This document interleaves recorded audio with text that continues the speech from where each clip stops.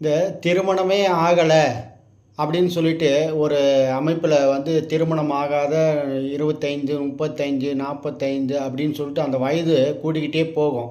ஆனால் ஒரு காலகட்டத்தில் அவங்களுக்கு எவ்வளவு பெரிய வயது கூடிக்கிட்டு போனாலும் திருமணம் பண்ண வேண்டிய நேரத்தில் பண்ணிக்குவாங்க. அது 50 வயசில் கூட போயிட்டு ஒருத்தவங்க திருமணம் பண்ணியிருக்காங்க.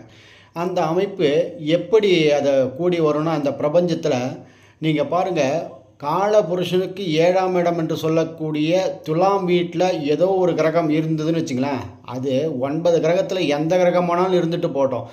அதில் ஒரே ஒரு கிரகம் இருந்து விட்டால் திருமணமே ஆக முடியாத சூழ்நிலையில் இருக்கக்கூடிய கிரகங்கள் இருந்தாலும் அவங்களுக்கு காலதாமதமான திருமணம் 50 வயசில் கூட போயிட்டு திருமணம் ஆகும். அதில் சந்தேகமே கிடையாது. அப்போ காலபுருஷனுக்கு 7ல் ஏதாவது ஒரு கிரகம் இருந்தால் அவர் திருமண பந்தத்தில், திருமண வாழ்க்கையில், இல்லற வாழ்க்கையில் அவருக்கு தொடர்பு உண்டுன்றது தான்